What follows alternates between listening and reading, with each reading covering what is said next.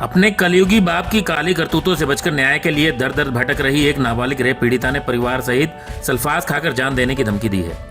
उसने धमकी दी है कि यदि उसे न्याय नहीं मिला तो वह अपनी जान दे देगी और इसके लिए महिला पुलिस एसएचओ सुनीता जिम्मेदार होगी। आईजी हिसार रेंज राकेश कुमार के कार्यालय में न्याय की मांग को लेकर पहुंची 12 वर्षीय रेप पीड़िता ने बताया कि उसके पिता ने ही उसके साथ गलत काम किया और अब पुलिस उसे न्याय नहीं दे रही है। नवंबर में दर्ज मामले में अब तक आरोपी को गिरफ्तार नहीं किया गया है। कल मेरे पापा मेरे चाची के साथ अफेयर चलता था 3 साल से। तो मेरे पापा ने मेरी मम्मी को मारा था। उस दिन से मेरे साथ मेरे पापा ने मेरे साथ ये गंदी हरकतें करने लगे थे। तो मैंने मेरी मम्मी को बताया था बोले कि तुझे जान से मार दूंगा अगर बताया तो मैंने मेरी मम्मी को नहीं बताया था, इसलिए मेरे पापा ने अब ज़्यादा छेड़खानी करने लगे थे। तो मैं मेरी मम्मी को बताने जा रही थी, इतने में मेरे पापा बोले कि अगर बता दिया तो तुझे जान से मार दूंगा। अच्छा जी, ये कब की घटना है? ये 1.5 साल पहले की। तो इससे पहले आप किन किन अधिकारियों से मिल चुके हो? महिला थाना पुलिस एसएचओ सुनीता से और आईजी से, एसपी, डीएसपी से। नहीं, पहले जिनसे मिले थे उनसे कोई कार्रवाई नहीं हुई आपकी? नहीं हुई। तो अभी तक गिरफ्तारी नहीं हुई उनकी? नहीं हुई। तो अब क्या चाहते हो आप? क्या कुछ मांगा? बस मुझे इंसाफ चाहिए। तो अगर आपकी मांग पूरी नहीं हुई तो मेरी मम्मी हम भाई है ना पुलिस के जिम्मेदार से हम सारे सलवास खा जाएंगे और एसएचओ सुनीता की जिम्मेदारी होगी। लड़की की मां के अनुसार उसका पति न सिर्फ उसके साथ मारपीट करता है बल्कि 1.5 साल से उसकी बेटी के साथ गलत काम कर रहा था। डर के कारण उसकी बेटी ने यह बात छुपाए रखी। अब जब उसे पता लगा तो उसके बाद पुलिस में शिकायत दी गई, लेकिन अब उन्हें न्याय के लिए चक्कर काटने पड़ रहे हैं और पुलिस उन्हें न्याय नहीं दे रही है। पीड़िता की मां ने दोहराया कि उन्हें न्याय नहीं मिला तो वो सब आत्महत्या कर लेंगे और जिम्मेदारी एसपी, डीएसपी और एसएचओ की होगी। मामला जी इस लड़की का था जी, इसके पापा ने अफेयर किया इसके साथ। 1.5 साल से इस गुड़िया के साथ करता रहा, कुछ भी या डर के मारे कुछ भी नहीं बताती थी, बस बावली सी सुन्नी रहती थी। मैं धमकाई जाती भाई तेरा हो रहा है क्या, फिर या डर के मारे मुझे कुछ भी नहीं बताया। एक दिन वो मुझे बहुत मार रहा था। मेरी सास भी थी, मेरी देवर थे, दिरानी थी, मेरा जेठ भी थे, सारे जी मुझे बहुत टॉर्चर करते थे। तो उस दिन इस बेटी ने मैंने सारी बात बताई गले ला के, मम्मी जी मेरा पापा जी मेरे साथ ऐसे गलत काम करता है 1.5 साल से। बस ये सहन नहीं हुआ और सारी सहन करती आ रही हूँ जब से गई हूँ। जब से मार पिटाई करता है सारी सहन कर ली, बेटी यारा सहन नहीं हुआ जब अलग आ गई। तो फिर अभी तक पुलिस ने उनकी गिरफ्तारी नहीं की है? नहीं जी, वो ऐसे कह रहे हैं पुलिस वाले तो मेरी मुट्ठी में है, पुलिस वाले तो सारे भाई मैं खरीद सकता हूँ, पुलिस वाले मेरे कुछ नहीं कर सकता। तो जिसके चलते आज आप आईजी साहब से मिलने आए हो? हाँ जी, तो सारे जी देख लिया, हमारी कोई भी सुनाई नहीं करती है। एसपी तेजाली 2 बारी, डीएसपी तेजाली, महिला थाना वाले पुलिस पे कई बार चक्कर काट लिए, 2.5 महीना हो गए चक्कर काटते ने, कोई भी सुनाई नहीं हो रही है हमारी। अब लास्ट चाह रहा है जी, कह तो हमारी बेटी को इंसाफ मिल जाएगा, नहीं मिलेगा तो चारों माँ बेटे सल्फास खा के हमारी जान दे देंगे। उसके जिम्मेदार हो गए एसपी और डीएसपी और सुनीता मैडम एसएचओ, ये जिम्मेवार होगी इसके। तो आज आप आईजी से मिलने आए हो, आईजी की तरफ से आपको क्या कुछ प्रकार का आश्वासन मिला है? आईजी तो अभी मिला ही नहीं है जी, आए तो है पूरे विश्वास करके भी कोई सुनाई होगी, अब आईजी यहाँ पे मिला ही नहीं। लड़की के नाना ने बताया कि वो कई बार आईजी, एसपी व डीएसपी से मिल चुके हैं। गृह मंत्री अनिल विज के अलावा वो सीएम विंडो पर भी गुहार लगा चुके हैं, मगर उनको अब तक न्याय नहीं मिला है। एसपी हिसार से मिलने जाते हैं तो उन्हें धक्के मारकर भगा दिया जाता है। मामला ये जी 1.5 से चल रहा है ये मामला।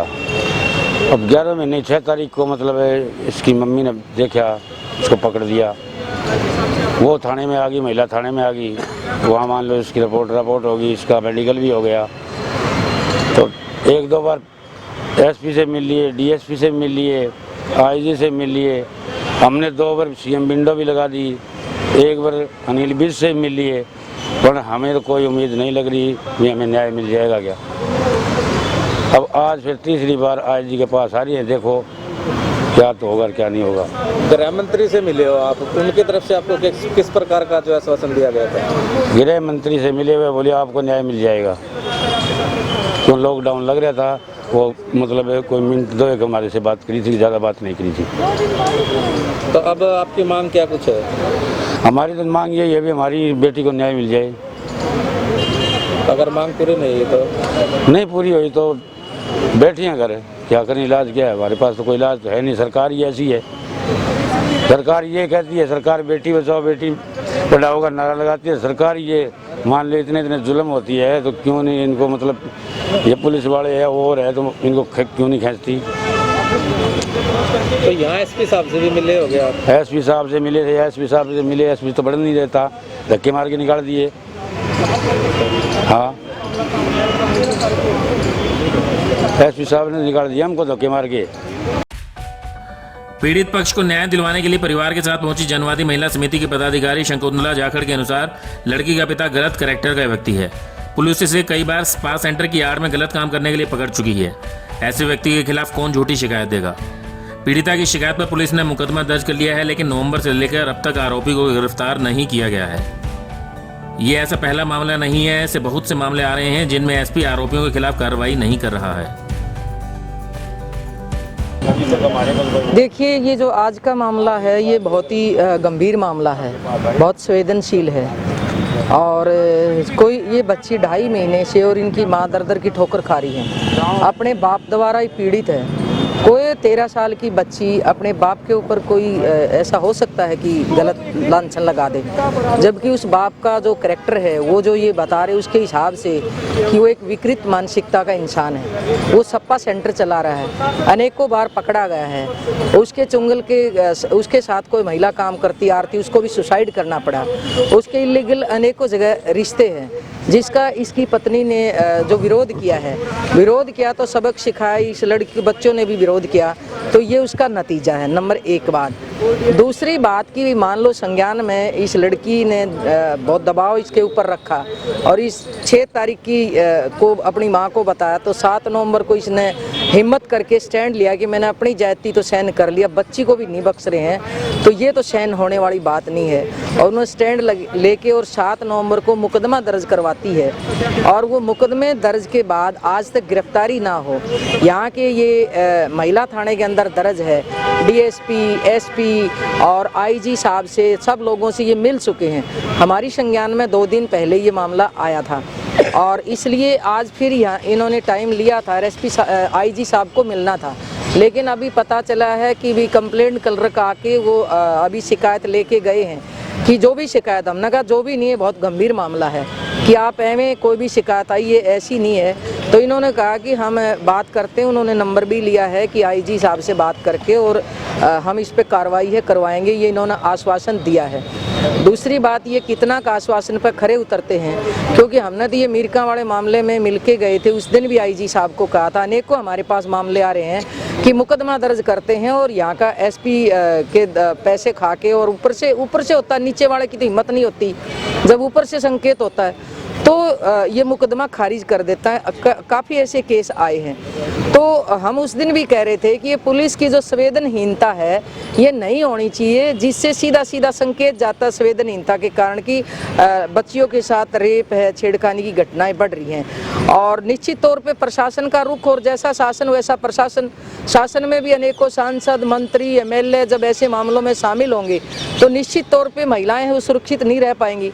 तो आए दिन हम देख रहे हैं कि ये पूरे देश में, प्रदेश में और हरियाणा तो नंबर 1 बन गया है कि एक तरफ तो ये बेटी बचाओ बेटी पढ़ाओ का नारा देते हैं, आज बालिका दिवस है और बालिका दिवस मनाने का ढोंग करते हैं, लेकिन कोई बालिका इनके द्वार पे खड़ी होकर और न्याय की भीख मांगती है, लेकिन अधिकारियों को फुर्सत नहीं होती है।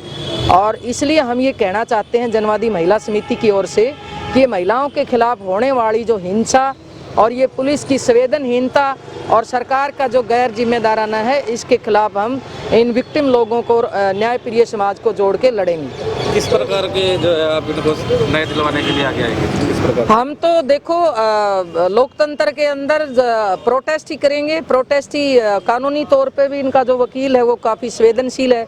कानूनी तौर पे भी कोई ज़रूरत पड़ी या सामाजिक तौर पे भी ज़रूरत पड़ी या हम यहाँ प्रशासनिक तौर पे ज़रूरत पड़ी, वो हर तरह से हमारी जैसी क्षमता हमारे संगठन की, उसमें निश्चित तौर पे हम हर प्रकार से इनकी मदद करेंगे।